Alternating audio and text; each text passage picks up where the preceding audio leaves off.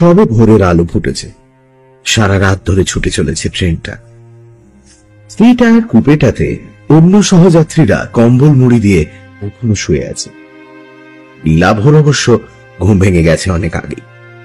নামতে হবে তাকে। জানলার বাইরে তাকিয়েছিল নীলাভ। ভোরের আলো ধীরে ধীরে ছড়িয়ে পড়ছে বাইরের পৃথিবীতে। যতদূর চোখ যায় ফাঁকা জমি, মাঝে মাঝে চোখে পড়ছে ছোট ছোট টিলা, কোথাও কোথাও একলা দাঁড়িয়ে থাকা কোনো গাছ। এই ট্রেন মধুপুর যাবে। নীলাভ অবশ্য মধুপুর যাবে না, তার আগে একটা ছোট হল্ট স্টেশনে নামবে।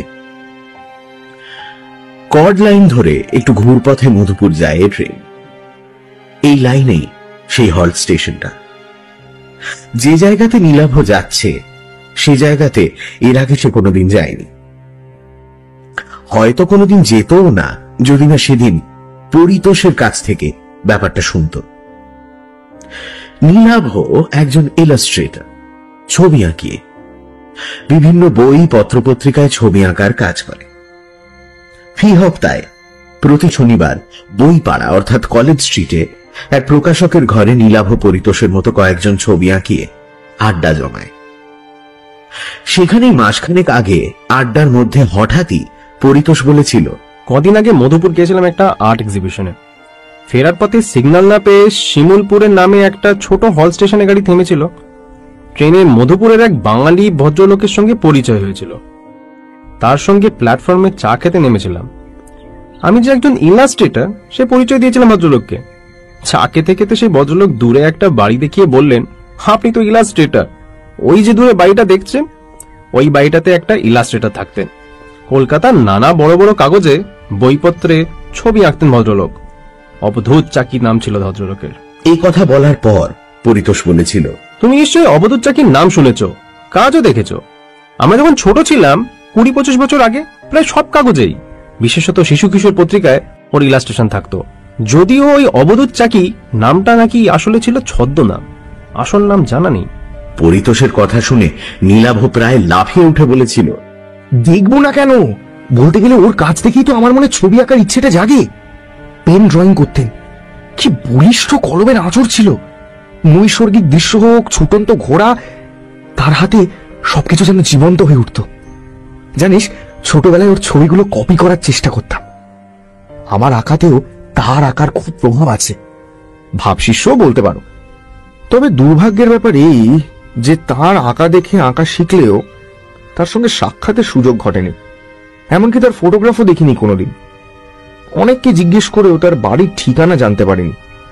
এই প্রথম তোমার মুখ থেকে তার বাড়ির খবরটা শুনলাম।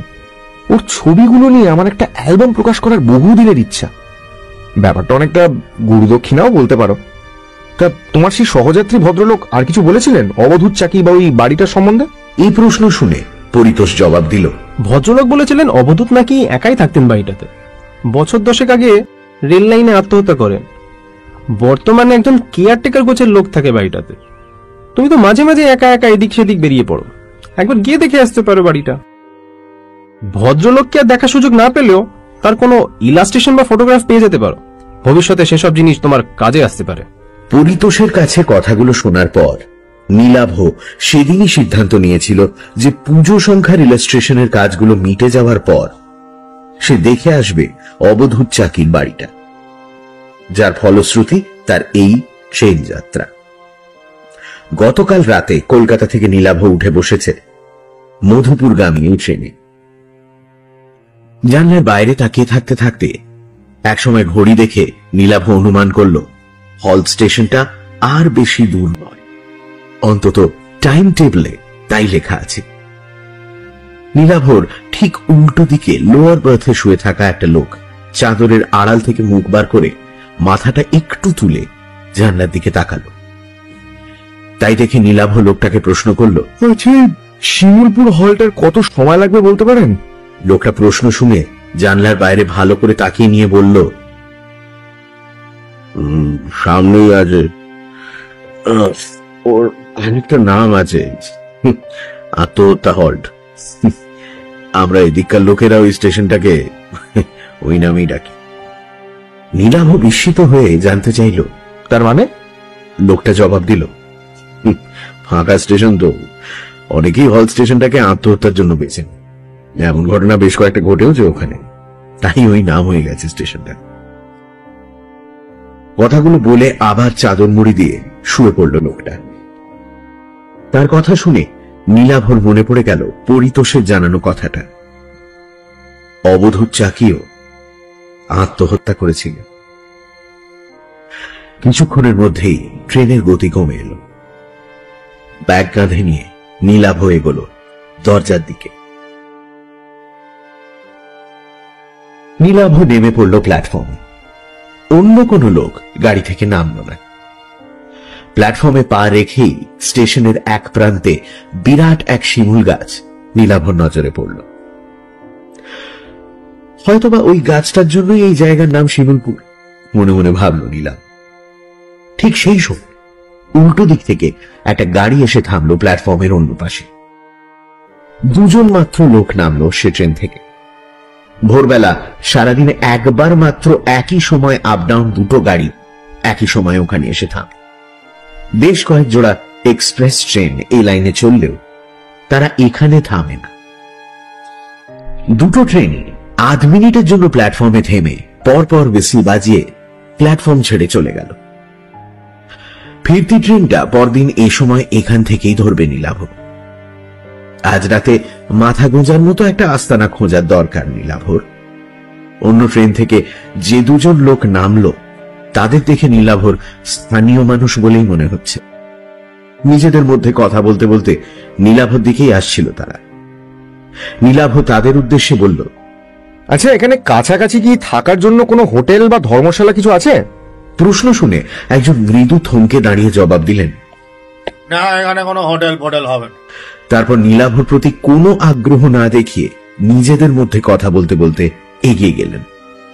কিছুক্ষণের মধ্যেই প্ল্যাটফর্মে একলা দাঁড়িয়ে রইল নীলাভ। একজনও লোক নেই প্ল্যাটফর্মে বা তার বাইরে, এমনকি কোনো চেকার বা রেল কর্মচারীও নয়। টিকিট কাউন্টারের মতো একটা ঘর আছে বটে, তবে সেটা বাইরে থেকে তালাবন্ধ। ভালো করে প্ল্যাটফর্মে বাইরে তাকাতেই বেশ কিছুটা দূরে একটা বাড়ি চোখে পড়ল তার। সামনেই দুর্গাপুজো। রেল লাইনের গায়ে আর দুপাশে জায়গায় জায়গায় কাশফুলের ঝাড়। তার মধ্যে দিয়ে একটা পায়ে চলা পথ এগিয়ে গেছে বাড়িটার দিকে। আরো একটা শিমুল গাছ আছে সেদিকে। নিশ্চয়ই ওই বাড়িটা অবধূত চাকিরই হবে, কারণ পরিতোষও প্ল্যাটফর্মে দাঁড়িয়ে বাড়িটা দেখতে পেয়েছিল। ও বাড়িটা ছাড়া অন্য কোনো ঘর বাড়িও চোখে পড়ছে না। তাহলে আগে ওখানেই যাওয়া হোক। এই কথা ভেবে নিয়ে নীলাভ প্ল্যাটফর্মে ঢাল বেয়ে নেমে বাড়িটার দিকে যাবার পথ ধরল। বেশ কয়েকটা বাঁক নিয়ে পায়ে চলা পথটা বাড়িটার দিকে গেছে। কিছুটা এগোবার পরে একটা ছোট নালা চোখে পড়ল একটা বাঁক পেরিয়ে। তীর তীর করে জল বইছে তাতে। মাত্র হাত দশেক চওড়া হবে সেটা। বাঁশের একটা সাঁকো রয়েছে তার উপর দিয়ে। একদিক থেকে এসে অন্যদিকে কাশের বনের আড়ালে হারিয়ে গেছে সেটা। আরো কিছুটা এগিয়ে অন্য একটা বাঁকের মুখে শিমুল গাছের কাছে উপস্থিত হল নীলাভ। সেখান থেকে বাড়িটা খুব কাছে। নীলাভ বাড়িটার দিকে তাকিয়ে বুঝতে পারল সেটা আসলে বাড়ির পেছন দিক। পথটা গিয়ে বাড়িটার সামনে দুভাগে ভাগ হয়েছে। একটা পথ গিয়ে থেমেছে বাড়ির পেছনে একটা দরজার সামনে। অন্য পথটা বাড়িটাকে বেড় দিয়ে সম্ভবত তার সদর দরজাতে গিয়ে পৌঁছেছে। নীলাভ ঠিকই অনুমান করেছিল। বাড়িটার কাছে গিয়ে সে দ্বিতীয় পথটা ধরে পৌঁছে গেল বাড়িটার সামনের অংশে। বেশ বড় পুরনো লাল ইটের তৈরি চওড়া দেওয়ালের একটা বাড়ি। সামনে ধামলা টানা বারান্দায় বড় বড় দরজা জানলা, যদিও সেগুলো বর্তমানে বন্ধ। একসময় মধুপুর বা তার আশেপাশের অঞ্চলগুলোতে হাওয়া বদলের জন্য এমন বাড়ি বানিয়ে রাখতেন পয়সাওয়ালা বাঙালিরা। হয়তোবা তেমনই কেউ 70 বা 100 বছর আগে বানিয়েছিল ওই বাড়িটা। নীলাভর এমনই মনে হলো। বাড়িটার সামনে কাউকে না পেয়ে নীলাভ একটু ইতস্তত করে বারান্দায় উঠে এলো। টানা বারান্দার এক পাশে বেশ কয়েকটা তালা বন্ধ ঘর, মাথার উপর কড়িবর্গা থেকে পায়রার ডাক শোনা যাচ্ছে। বারান্দায় উঠেও কাউকে না দেখতে পেয়ে নীলাভ হাঁক দিল, বলছি বাড়িতে কেউ আছেন? আমি কলকাতা থেকে এসেছি, কেউ আছেন? পার কয়েক হাঁক দেবার পর বারান্দার শেষ প্রান্তের একটা দরজা খুলে গেল। একটা লোক সেই ঘর থেকে বেরিয়ে ধীর পায়ে এসে দাঁড়ালো নীলাভর সামনে। বছর 50 হবে লোকটা। মাঝারি গড়ন, মাথায় কদম ছাঁট চুল, পরনে ধুতি আর ভতুয়া, খালি পা। লোকটা সম্ভবত স্থানীয় দেহাতি মানুষ হবে। নীলাভকে দেখে মৃদু বিস্মিত ভাবে সে প্রশ্ন করল, কি চাবি? প্রশ্নটা কিন্তু সে বাংলাতেই করল। নীলাভ জবাব দিল, নমস্কার, আমি কলকাতা থেকে আসছি। আচ্ছা, এটাই কি অবধূত চাকির বাড়ি, যিনি ছবি আঁকতেন? লোকটা উত্তর দিল, হ্যাঁ, উনারই বাড়ি, তবে উনি তো নেই। নীলাভ বলল, হ্যাঁ সেটা জানি, কিন্তু আপনি? আমার নাম মিছরিলাল। এক সময় বাবু মানে আপনাদের অবধূত চাকির দেখাশোনা করতাম। উনি মারা যাওয়ার পরে বাড়িটা দেখাশোনা করি। বাবু তো বিয়ে করেননি, মরার আগে আমার নামে বাড়িটা কাগজ দিয়ে গেছিলেন। নীলাভ বলল, আচ্ছা, তবে আপনি এখন এ বাড়ির মালিক, এ বাড়িতেই থাকেন? তা বলতে পারেন, তবে আমি রাতে এখানে থাকি না। 2 মাইল দূরে আমার গাঁও, ওখানে থাকি। আপনি কেন এখানে এসেছেন বলুন তো? আসলে আমি ওর আঁকার খুব ভক্ত। ছেলেবেলা থেকেই ওর আঁকা দেখে ছবি আঁকা শিখেছি, আর এখানে ওর বাড়ি আছে জেনে ছুটে এসেছি। এই বাড়িটা বলতে গেলে আমার কাছে তীর্থস্থানের মতো। আপনি ছবি আঁকেন? কথাটা বলার পর কেমন যেন একটা দুর্বোধ্য হাসি ফুটে উঠল লোকটার মুখে। নীলাভ বলল, আচ্ছা, এই বাড়িতে নিশ্চয়ই ওর আঁকা ছবি আছে, আমাকে দেখাবেন সেগুলো? প্রশ্ন শুনে মিছরিলাল কয়েক মুহূর্ত চুপ করে থাকার পর জবাব দিল, না, উনার আঁকা ছবি এই বাড়িতে নাই। কথা শুনে নীলাভ আরো বিস্মিত ভাবে বলল, নেই মানে? লোকটা জবাব দিল, কলকাতা থেকে পাকাপাকি ভাবে বাড়িতে চলে আসার পর উনি আর কোনোদিন ছবি আঁকেন। আগের আঁকা সব ছবি এ বাড়িতে ছিল, সব তিনি উড়িয়ে দেন। কথা শুনে নীলাভ আরো বিস্মিত ভাবে বলল, পুড়িয়ে কেন দিয়েছিলেন? মিছরিলাল প্রশ্ন শুনে যেন মৃদু রুষ্ট ভাবেই বলল, ওসব কথা জেনে কাজ নেই, আর কিছু বলবেন? নীলাভ মৃদু বিমর্ষ ভাবে বলল, আচ্ছা, ওর কোনো ফটোগ্রাফ আছে এই বাড়িতে? আপনি তো ওর দেখাশোনা করতেন, যদি ওর সম্বন্ধে কিছু বলেন আমাকে। না, বাবুর কোনো ফটোগ্রাফও নেই এ বাড়িতে, কোনোদিন ছিল না।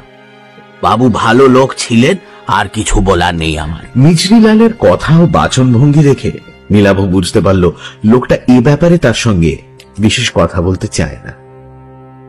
নীলাভ বেশ আশাহত হলো তার ব্যবহারে। তবু সে অবধূত চাকির সম্বন্ধে শেষ প্রশ্নটা করল। ওর আসল নাম কি ছিল যদি বলেন?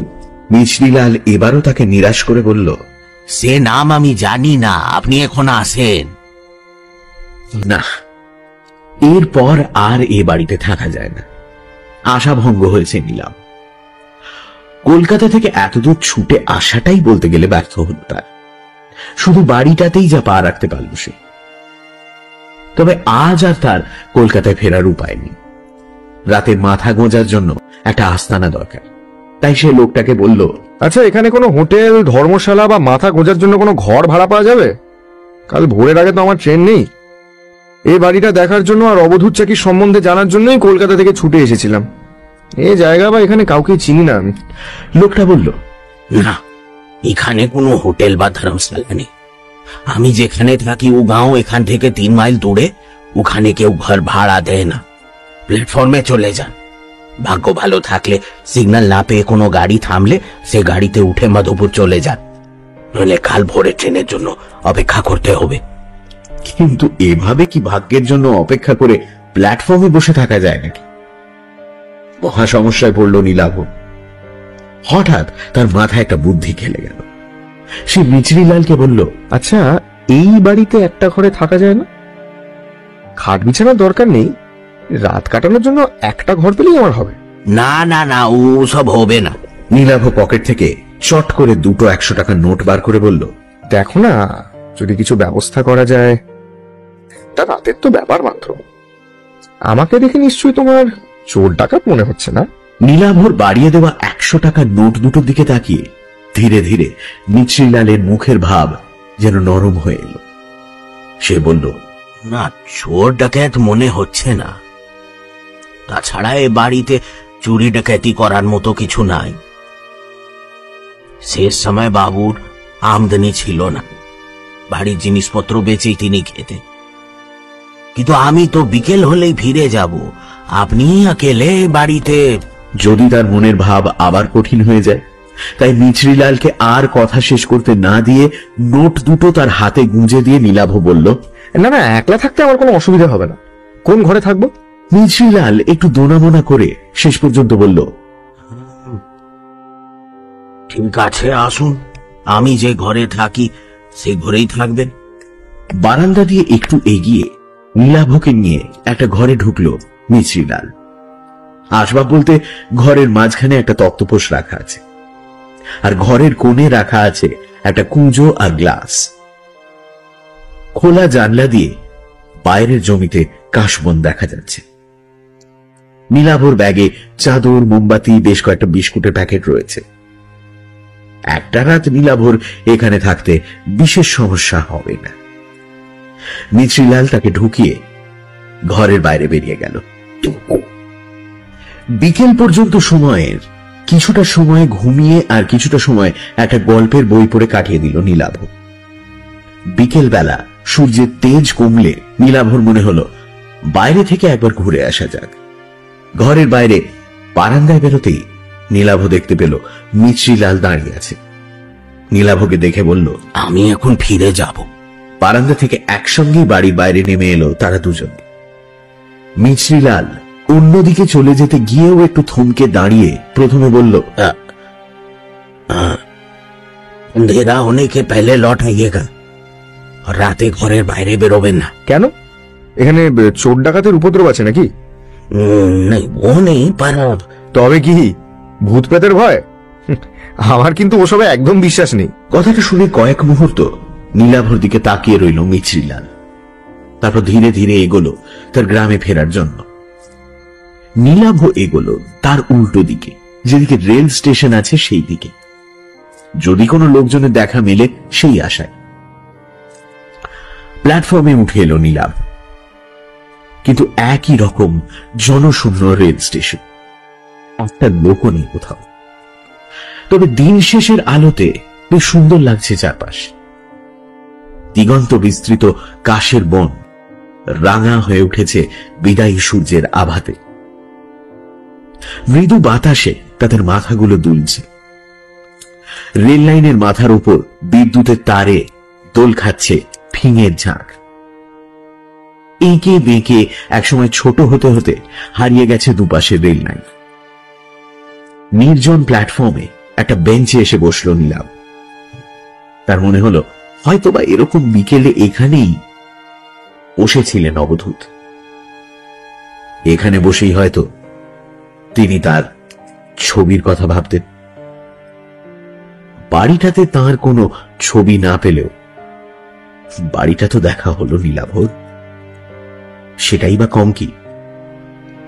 পরদিন ভোরে বাড়িটা ছাড়ার সময় মোবাইল ফোনের ক্যামেরায় বাড়িটার একটা ছবি তুলে রাখতে হবে। মনে মনে নানা কথা ভাবতে লাগলো নীলাভ। বেশ কিছুক্ষণ বেঞ্চে বসে থাকার পর নীলাভ খেয়াল করলো সূর্য প্রায় ডুবে গেছে, আলো মরে যেতে শুরু করেছে। এবার ফিরতে হবে তাকে। বেঞ্চ থেকে উঠে দাঁড়িয়ে ফেরার জন্য পা বাড়াতে যাচ্ছে নীলাভ, ঠিক সেই সময় তার চোখে পড়ল প্ল্যাটফর্মে যেদিকে শিমুল গাছটা আছে সেদিক থেকে প্ল্যাটফর্মে উঠে আসছে একজন লোক। লোকটা এগিয়ে এসে নীলাভর সামনে থমকে দাঁড়ালো। তার পরনে ধুতি পাঞ্জাবি, চোখে কালো ফ্রেমের চশমা, ফর্সা গোলগাল চেহারা। বয়স মনে হয় 60 পেরিয়ে গেছে, মাথার চুলে পাক ধরেছে। লোকটা প্রথমে হিন্দিতে জানতে চাইল, आप क्या यहाँ ट्रेन पकड़ने आए हैं? पर इतनी रात को तो यहाँ कोई ट्रेन नहीं आती। নীলাভ তার ভাঙা ভাঙা হিন্দিতেই জবাব দিল, नहीं नहीं, यहाँ एक जाएगा है ना, वो वहाँ मैंने रुका था। आई नो कि এখন ট্রেন নেই, সো এই বিকেলবেলা থোড়া ঘুমলে। নীলাভর অপটু হিন্দি আর তার মধ্যে বাংলা টান দেখেই সম্ভবত ভদ্রলোক বুঝতে পারলেন নীলাভ বাঙালি। মৃদু হেসে বললেন, বাঙালি মনে হচ্ছে, আরে আমিও তো বাঙালি। তার কথা শুনে নীলাভ হেসে ফেলে বলল, আরে দূর মশাই, হিন্দি কি কেউ সাদা বলে নাকি? বাঙালি, কলকাতা থেকে আজই এসেছি, আবার কাল ভোরের ট্রেনেই ফিরে যাব। লোকটা এবার হাত জোর করে নীলাভকে নমস্কার করে বলল, ও আদৌ নমস্কার, আমার নাম অনিকেত চট্টোপাধ্যায়, স্থানীয় লোক, এখানেই থাকি। আপনি কোথায় এসেছেন এখানে? নীলাভ প্রতি নমস্কার জানিয়ে বলল, নমস্কার, আমার নাম নীলাভ বাগচি, আমি ইলাস্ট্রেটর, মানে ওই বই পত্রপত্রিকায় ছবি আঁকার কাজ করি আর কি। এখানে অবধূত চাকি নামে এক বিখ্যাত শিল্পীর বাড়ি আছে, ওই যে ওইখানে যে বাড়িটা আছে ওইটা। আমি ওই বাড়িটাই দেখতে এসেছি, রাতটুকু ওখানেই থাকবো। কথাটা শুনে ভদ্রলোক বললেন, আমি এটাই অনুমান করেছিলাম যে আপনি ওখানেই এসছেন, অবধূত বাবুর বাড়ি। আচ্ছা, আপনার সঙ্গে তার পরিচয় ছিল? বিলক্ষণ ছিল। কথাটা শুনে নীলাভ আগ্রহী হয়ে বলল, তাই নাকি? তার সম্বন্ধে কিছু জানাবেন আমাকে? তাকে কোনোদিন না দেখলেও বলতে গেলে তিনি আমার শিক্ষাগুরু ছিলেন। পত্রপত্রিকায় ছাপা তার আঁকা দেখেই বলতে পারেন যা কিছু শিখেছি আর কি। কি আর বল, ভালো মানুষ ছিলেন, ভালো ছবি আঁকতেন। শেষ জীবনে অবশ্য আঁকা ছেড়ে দিয়েছি। আর কিছু তার ব্যক্তিগত জীবন সম্পর্কে কোনো তথ্য? শেষ জীবনে অবসাদে ভুগছিলেন, আত্মহত্যা করেন। তবে মৃত মানুষের ব্যক্তিগত জীবন নিয়ে আমি আলোচনা করি না। তা তো বটেই নিশ্চয়ই। জানেন, অনেক আশা নিয়ে এসেছিলাম এখানে, যদি তার কোনো ছবি টবি দেখা যায়। কিন্তু তা দেখতে পেলাম কই। শুনলাম ওর সব আঁকা নাকি উনি পুড়িয়ে দিয়েছিলেন। অনিকেত বাবু প্রথমে জবাব দিলেন, ঠিকই শুনেছেন। তারপর একটু চুপ করে থেকে বললেন, তবে ওর শেষ আঁকার খাতাটা কিন্তু ওই বাড়িতেই আছে, কিছু ছবিও আছে তাতে। কথাটা শুনেই নীলাভ বিস্মিত ভাবে বলল, তাই নাকি? কিন্তু ও বাড়িতে মিছরিলাল বলে যে লোকটা থাকে, সে তো কিছু বললো না আমাকে। খাতাটা আছে। মিছরিলাল খুব ভালোবাসত অবধূত বাবুকে, ওই খাতাটাই তার কাছে অবধূত বাবুর শেষ স্মৃতি। খাতাটা পাছে কেউ হাতিয়ে নেয় বা খাতাটা যদি কোনো ক্ষতি হয়, সেই জন্য খাতাটা কাউকে দেখাতে চায় না। ইস, ছবিগুলো যদি একবার দেখা যেত। ভদ্রলোক কয়েক মুহূর্ত স্থির দৃষ্টিতে নীলাভর দিকে তাকিয়ে থেকে বললেন, আপনি ছবির খাতাটা সত্যি দেখতে চান? তাহলে সে ব্যবস্থা আমি করতে পারি। নীলাভ বলে উঠল, হ্যাঁ, অবশ্যই দেখতে চাই। আপনি ব্যবস্থা করবেন? তার আঁকা দেখার জন্য যখন আপনি এত দূর ছুটে এসেছেন, তখন সে সাহায্য আমি না হয় করব। ও বাড়ির কোন ঘরে কোথায় খাতাটা রাখা আছে আমি জানি। আপনি বাড়ি ফিরে যান, রাতে আমি ওই বাড়ি যাচ্ছি, জেগে থাকবেন। আমি যে কিভাবে আপনাকে ধন্যবাদ জানাবো আমি ঠিক। কথাটা শুনে ভদ্রলোক হেসে বললেন, আগে ছবিগুলো দেখুন, তারপর ধন্যবাদ দেবেন। আমি এখন আসি, রাতে দেখা হচ্ছে। হ্যাঁ, গুড নাইট। এই বলে ভদ্রলোক প্ল্যাটফর্মের অন্যদিকে হাঁটতে শুরু করলেন। সন্ধে নামতে শুরু করেছে। নীলাভ এবার প্ল্যাটফর্ম ছেড়ে এগোলো বাড়িটাতে ফেরার জন্য। সে যখন ঘরটাতে ফিরে এলো, ঠিক তখন বাইরে ঝুপ করে অন্ধকার নামলো। ঘরে ঢুকে মোমবাতি জ্বালিয়ে বসলো নীলাভ। এক সময় বাইরে ধীরে ধীরে অন্ধকার কেটে গিয়ে চাঁদ উঠতে শুরু করলো। অনিকেত বাবুর জন্য প্রতীক্ষা করতে লাগলো সে। সময় এগিয়ে চলল, 7টা, 8টা, কিন্তু ভদ্রলোকের দেখা নেই। বাইরে গোল চাঁদ ধীরে ধীরে মাথার উপর উঠতে লাগলো। রাত 9টা যখন বাজলো, তখন নীলাভর মনে হতে লাগলো হয়তো ভদ্রলোক আর নাও আসতে পারে। হয়তো তিনি নীলাভকে বাইরের লোক দেখে মশকরা করেছেন অথবা কোনো কাজে আটকে পড়েছেন। একটা দোলাচলের মধ্যে তবু নীলাভ তার অপেক্ষা করতে লাগল। কিন্তু আরো ঘন্টা দুয়েক সময় যখন অতিক্রান্ত হলো তখন নীলাভ অনুমান করল ভদ্রলোক আর আসছেন না। পরদিন কাক ভোরে তাকে ট্রেন ধরতে হবে, কাজেই কিছু খেয়ে শুয়ে পড়াই ভালো। নীলাভ ধীরে সুস্থে সঙ্গে আনা এক প্যাকেট বিস্কুট আর মিষ্টি খেল। রাতে ঘুমোবার আগে রোজ মিনিট 10 পায়াচারি করা অভ্যেস তার। ঘরটা বেশ বড়, ঘরের মধ্যে হাঁটার কাজ সেরে সে। তারপর যখন সে জল খেয়ে চাদর মুড়ি দিয়ে শুতে যাচ্ছে ঠিক তখন দরজাতে টোকা দেওয়ার শব্দ হলো। বাইরে থেকে একটা গলা শোনা গেল। নীলাভ বাবু, নীলাভ বাবু, জেগে আছেন? আমি এসেছি। নীলাভ দরজা খুলতেই দেখতে পেল অনিকেত বাবু দাঁড়িয়ে আছেন। নীলাভকে দেখে তিনি বললেন, আমার আসতে দেরি হয়ে গেল। ভালোই হলো বাইরে জ্যোৎস্না ফুটেছে, নইলে খাতাটা দেখবার জন্য অপেক্ষা করতে হতো। আপনি তৈরি তো? তবে চলুন সেই ঘরেই যাই।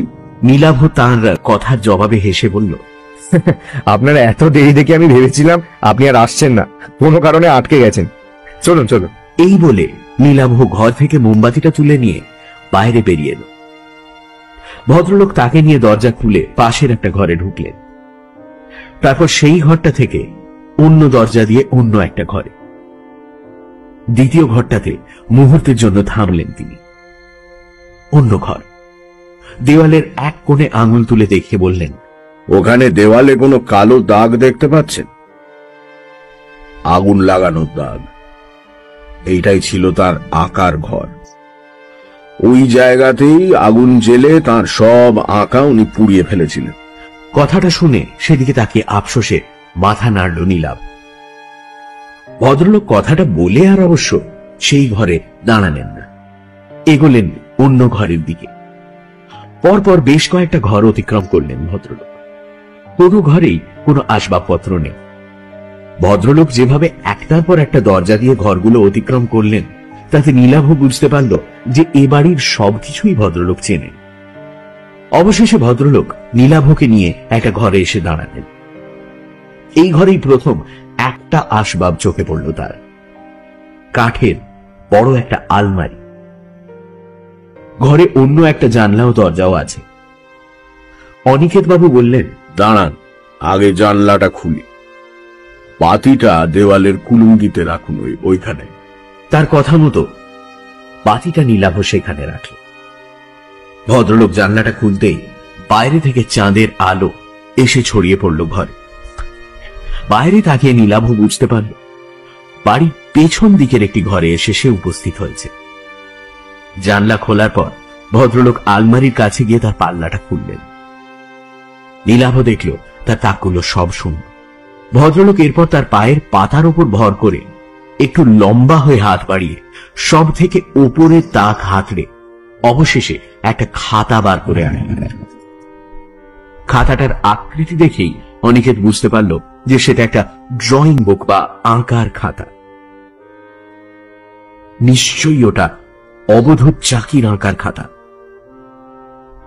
খাতাটার মলাটের উপর থেকে ধুলো ঝেড়ে সেটা নিয়ে জানলার সামনে গিয়ে দাঁড়ালেন অনিকেত বাবু।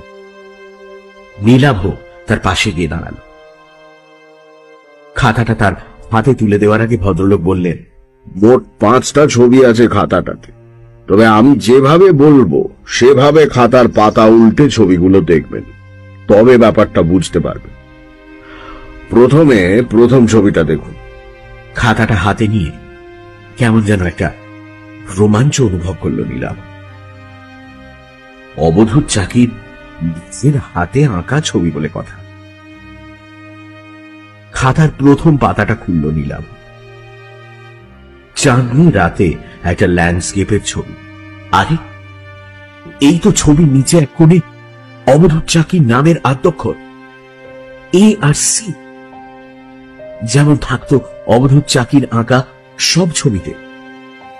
জ্যোৎস্না আলোতে বিধৌত চরাচর, তাসের বন, তার পাশ দিয়ে এঁকে বেঁকে হারিয়ে যাওয়া রাস্তা, কালির আঁচড়ে জীবন্ত করে তুলেছেন শিল্পী।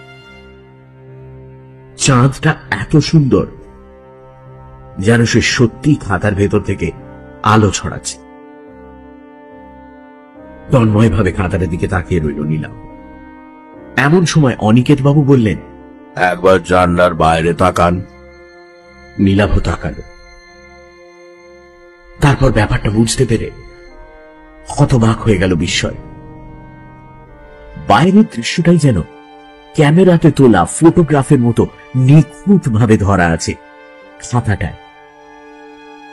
একই কাশের বন, তার মাঝখান দিয়ে এঁকে বেঁকে চলা রাস্তার প্রতিটা বাঁক, এমনকি এই মুহূর্তে চাঁদের অবস্থানটাও হুবহু একই রকম, যেন এই মুহূর্তে ওখানে দাঁড়িয়েই ছবিটা এঁকেছেন শিল্পী।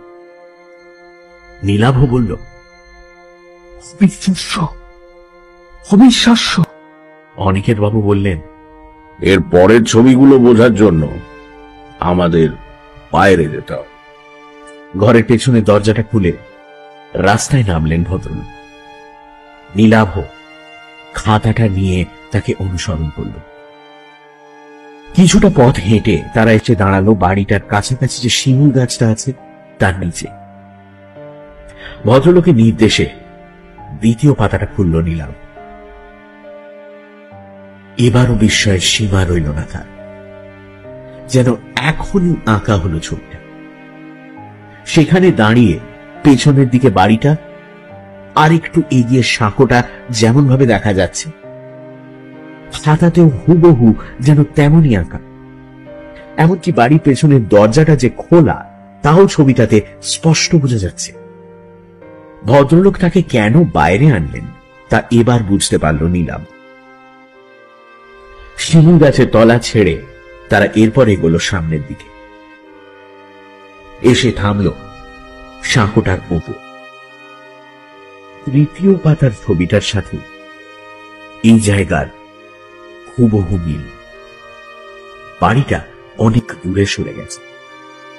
রেল লাইনের দিকটা কিছুটা চোখে পড়ছে। অনিকেত বাবু বললেন, চাঁদের অবস্থানটা খেয়াল করুন।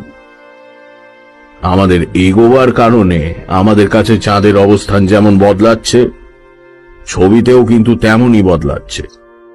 নীলাভ বুঝতে পারল ভদ্রলোকের কথাগুলো 100% সত্যি, কিন্তু এই মুহূর্তে এখানে দাঁড়িয়ে কেউ যদি ছবিটা না আঁকে তবে তা কিভাবে সম্ভব? অনিকেত বাবু যেন মৃদু হাসলেন। ছবির অন্য পাতা দুটো দেখার আকর্ষণে নীলাভ আবার অনুসরণ করল তাকে। তারা এরপর যে জায়গায় এসে দাঁড়ালো সেখান থেকে প্ল্যাটফর্ম আর রেল লাইন স্পষ্ট দেখা যাচ্ছে। অনেক পেছনে দেখা যাচ্ছে ফেলে আসা বাড়িটা। চতুর্থ ছবিটাতে তেমনই আঁকা রয়েছে, যেন সময়ের সাথে সাথে খাতার পাতায় ছবি এঁকে চলেছে কেউ। নীলাভর বিস্ময়ের সীমা নেই বুঝতে পেরে অনিকেত বাবু এবার স্পষ্ট হেসে বললেন, এই খাতার শেষ ছবিটাই আসল ছবি। সেটা দেখলে বুঝতে পারবেন ছবি কতটা জীবন্ত হয়ে উঠতে পারে, কত বড় শিল্পী ছিলেন অবধূত। এই বলে তিনি এগোলেন রেল লাইনের দিকে। শেষ ছবিটা দেখার অমোঘ আকর্ষণে মন্ত্রমুগ্ধের মতো তার পেছনে হাঁটতে লাগলো নীলাভ। রেল লাইনে উঠে এল তারা। অনিকেত বাবু বেশ কিছুটা দূরে রেল লাইনের গায়ে একটা ইলেকট্রিক পোস্ট দেখিয়ে দিয়ে বললেন, রেল লাইনের মধ্যে দিয়ে হাঁটতে হাঁটতে সোজা ওই পোস্টের সামনে গিয়ে লাইনের মাঝখানে দাঁড়িয়ে খাতাটা খুলবেন। তিনি যে কত বড় শিল্পী ছিলেন তবে তা বুঝতে পারবেন। আর এই শিল্পীকেই একসময় অন্যের ছবি চুরি করার, কপি করার জন্য অপমান করেছিল একদল লোক। অবধূত চাকির কারো ছবি কপি করার প্রয়োজন হতো না।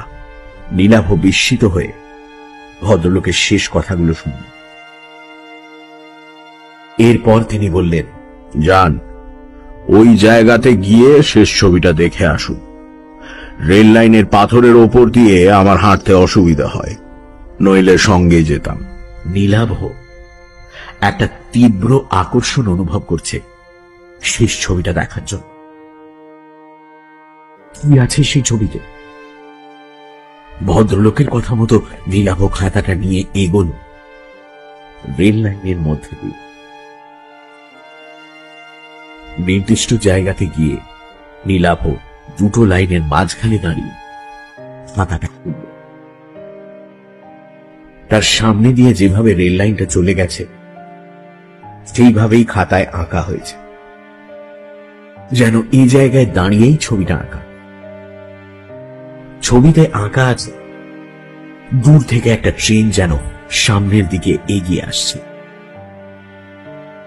রেল লাইনে ছড়িয়ে পড়েছে তার আলো। কয়েক মুহূর্ত সেই ছবিটার দিকে তাকিয়ে থাকার পর নীলাভর মনে হতে লাগলো ছবির ট্রেনটা যেন ক্রমশ এগিয়ে আসছে। তার আলো যেন ক্রমশ বড় উজ্জ্বল হতে শুরু করেছে। আলোয় ভরে যাচ্ছে খাতা। ট্রেনটা যেন খাতা ফুঁয়ে বাইরে বেরিয়ে আসতে চলেছে। আর এরপরেই রেলগাড়ির প্রচন্ড ঝমঝম শব্দ শুনে চমকের সামনে তাকাতেই নীলাভ দেখতে পেল তার সামনে এসে পড়েছে একটা ট্রেন। 20 মতন ব্যবধান। ট্রেনের উজ্জ্বল আলোতে চোখ ধাঁধিয়ে গেল তার। আর তার পর মুহূর্তেই ঝটকায় কে যেন তার হাত টেনে লাইনের বাইরে তাকে ছিটকে ফেলল। মুহূর্তের জন্য মৃত্যুকে ফাঁকি দিল নীলাভ। নীলাভ সামনে দিয়ে দুরন্ত গতিতে ছুটে বেরিয়ে যাচ্ছে। সাক্ষাৎ মৃত্যু। মাঝরাতে এক্সপ্রেস ট্রেন। যে হাতটা নীলাভকে মৃত্যুর মুখ থেকে বাঁচালো, সেই হাতটাই আবার নীলাভকে টেনে দাঁড় করালো। মিছরিলালের হাত। মিছরিলাল দাঁড়িয়ে আছে তার পাশে। মৃত্যুর মুখ থেকে সদ্য ফিরে আসা নীলাভ হতভম্ব। নীলাভদের সামনে দিয়ে ট্রেনটা দ্রুত গতিতে সরে যাবার পরেই সে দেখতে পেল লাইনের ওপাশে দাঁড়িয়ে আছেন অনিকেত বাবু। নীলাভকে জীবন্ত দেখে তার চোখে মুখে যেন ফুটে উঠেছে বিস্ময় মিশ্রিত ঘৃণার ভাব। রেল লাইনের পাশেই পড়েছিল আঁকার খাতাটা। মিছরিলাল সেটা মাটি থেকে কুড়িয়ে নিতেই রেল লাইনের ওপাশ থেকে ভদ্রলোক বললেন, মিছরিলাল, খাতাটা আমায় ফেরত দাও। মিছরিলাল জবাব দিল, না, এ খাতা আমি দিব না বাবু। প্রতিশোধ নেওয়া তো অনেক হলো, এ কাজ আমি করতে দিব না আপনাকে। অনিকেত বাবু এবার কাতর স্বরে বলে উঠলেন, না না, তুমি খাতাটা আমায় দাও। তুমি খাতাটা আমায় দাও। তুমি জানো না এই শহরের মানুষগুলো আমার কত অপমান করেছে। উল্টো দিক থেকে আর একটা এক্সপ্রেস ট্রেন আসছে। তার আলোতে আলোকিত হয়ে উঠেছে রেল লাইন। লাইনের দুপাশে দাঁড়ানো নীলাভ, মিছরিলাল আর অনিকেত বাবুকে দেখতে পেয়েই মনে হয় ঘন ঘন হুইসেল বাজাচ্ছে ট্রেনের চালক। অনিকেত বাবুর কথার জবাবে মিছরিলাল বলে উঠল, আমি সব জানি বাবু, সেজন্য দুঃখ আমার কম নয়, কিন্তু আর নেই। এই বলে সে এক অদ্ভুত কাণ্ড করে বসল। দু হাতে আঁকার খাতাটা সে ছিঁড়তে শুরু করল। আর তাই দেখে কোন আর্তনাদ করে উঠলেন অনিকেত বাবু।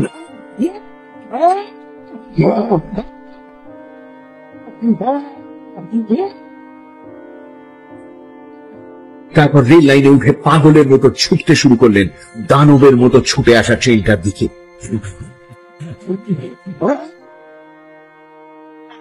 ট্রেনটা এসে পড়ল ভদ্রলোকের ওপর। ভয়ঙ্কর দৃশ্যটা না দেখার জন্য শেষ মুহূর্তে চোখ বুঝে ফেলেছিল নীলাভ। ভদ্রলোকের শেষ আর্তনাদ যেন বার সে শুনতে পেল।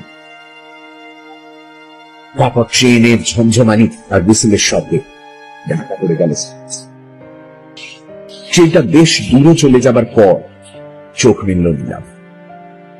তার পাশে দাঁড়িয়ে মিছরিলাল। তাদের চারপাশে ছড়িয়ে আছে ছেঁড়া খাতার টুকরোগুলো। নীলাভ ভয়ে ভয়ে তাকালো কিছুটা দূরে, যেখানে অনিকেত বাবুর ছিন্ন ভিন্ন দেহটা পড়ে থাকার কথা সেই জায়গাতে, কিন্তু সেখানে লাইন বা তার আশেপাশে কিছুই পড়ে নেই।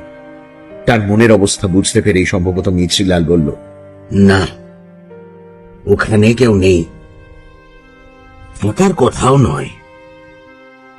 তবে ঠিক ওই জায়গাতেই বাবু একদিন আত্মহত্যা করেছিলেন। তার মানে আমার সঙ্গে আপনি এবার বাড়িটাতে ফিরে চলুন, ওখানে গিয়ে সব বলছি আমি আপনাকে। নীলাভর মাথার ভেতর যেন সব তালগোল পাকিয়ে যাচ্ছে। মিছরিলালের পেছনে টলতে টলতে সে এগুলো বাড়িটার দিকে। বাড়ি ফিরে সেই পেছনের ঘরটাতেই বসলো তারা। বড় মোমবাতিটা তখনও জ্বলছে। ঘরটাতে ঢুকে ধাতস্থ হতে বেশ অনেকটা সময় নিল নীলাভ। মিছরিলাল বাড়ির ভেতরে কোথা থেকে যেন জল এনে খাওয়ালো নীলাভকে। মোমবাতির আলোতে বিষণ্ণ মিছরিলালের মুখ। এক সময় সে বলতে লাগলো তার কথা, টুকরো টুকরো কথা, দীর্ঘক্ষণ থেমে থেমে। আপনি তো জানেন বাবু বড় শিল্পী ছিলেন, ওনার খ্যাতি ছড়িয়ে পড়েছিল চারপাশে, কিন্তু ও খ্যাতি ওনার কাল হল। একদল শিল্পী বাবু সে জ্বলতে থে, তাদের মধ্যে অনেকে বাবু নিজে আঁকা শিখিয়েছিলেন, কাজ পাইয়ে দিয়েছিলেন, কিন্তু ওনারা বাবুর বিরুদ্ধে ষড়যন্ত্র করনে লগে। বাবু একবার একটা ছবি এঁকেছিলেন, তারা প্রচার করলো সেটা নাকি এক বিখ্যাত শিল্পীর ছবি থেকে চুরি করে আঁকা। বাবু সে শিল্পীর ছবি কোনোদিন দেখেনি, पर कोई कारण से দুটো ছবির মধ্যে একটু মিল ছিল, কিন্তু বাবুর কথা কেউ বিশ্বাস করলো না। अखबारे नाकि लेखा हलो बाबू चुरी करे छवि आके। माने घृणा बाबू छवि आঁকা ছেড়ে দিলেন, নিজের সব ছবি পুড়িয়ে দিলেন। আর তার মধ্যে প্রচন্ড একটা আক্রোশ তৈরি হলো শহরের মানুষের বিরুদ্ধে, বিশেষ করে যারা ছবি আঁকেন তাদের বিরুদ্ধে। আত্মহত্যা করার আগে শেষ ওই খাতাটায় ছবি এঁকেছিলেন। আমাকে বলেছিলেন আমি কত বড় শিল্পী ছিলাম, তাই খাতাটা ও ভবিষ্যতে বুঝিয়ে দিবে। এই বলে বাবু চলে গেলেন। শেষ ছবিটা আঁকার পর দিনই তিনি রেল লাইনে আত্মহত্যা করলেন। আমার কথা সেদিন বুঝতে পারিনি, বাদ মে বুঝেছিলাম। এই খাতাটা অনেককে টেনে নিয়ে গেছে মৃত্যুর দিকে। লোকে ভাবে ব্যাপারটা আত্মহত্যা, কিন্তু আসল ব্যাপারটা তা নয়। আপনি গরিব মানুষ, আপনি টাকাটা দেখাতে আমি লোভে পড়ে গেছিলাম, কিন্তু মনের মধ্যে একটা সন্দেহ ছিল, তাই মাঝরাতে আবার বাড়িতে ফিরে এলাম। দেখলাম আপনি নেই। কি হতে পারে তা অনুমান করে আমি পৌঁছে গিয়েছিলাম রেল লাইনে ধারে। अगर मैं आज वहां ना होता तो তবে অনিকেত বাবু। উনি বাবু নীলাভ এবার খেয়াল করল অনিকেত চট্টোপাধ্যায় আর অবধূত চাকি, তাদের নামের আদ্যক্ষর একই, এসি। সেজন্য নিশ্চয়ই আদ্যক্ষরে মিল থাকা ছদ্মনাম নিয়েছিলেন তিনি। ছবির নিচে স্বাক্ষর করতেন এসি লিখে। মিছরিলাল বলল, ঘটনাগুলো ঘটার পর কিন্তু খাতাটা আবার এই আলমারির তাকে अपने आप से ফিরে আসতো। অনেকবার ভেবেছি খাতাটা নষ্ট করে দেব, কিন্তু পারিনি। বাবুর শেষ আঁকা, শেষ স্মৃতি लेकिन आज আমি এই কাজ করলাম, नहीं तो एक খাতা আরো অনেক মানুষকে টেনে নিয়ে যাবে রেল লাইনে। बदला बड़ो भयंकर जिनिस बाबू, इससे किसी का भला नहीं होता। নীলাভ নিশ্চুপ। মোমবাতিটা এবার শেষ হয়ে এসেছে। নিভে যাওয়ার আগে আলোর শিখাটা কাঁপছে। সেই আলো এসে পড়েছে মিছরিলালের মুখে। তার চোখে জল। হাতের পাতার উল্টো দিক দিয়ে চোখের জল মুছে নিয়ে মিছরিলাল বলল, খাতাটা নষ্ট হয়ে গেছে। আমার ধারণা বাবু আর আসবেন না, সব কিছু শেষ হয়ে গেল। একটু পরে ভোরের আলো ফুটবে, তখন আপনাকে প্ল্যাটফর্মে ট্রেন ধরার জন্য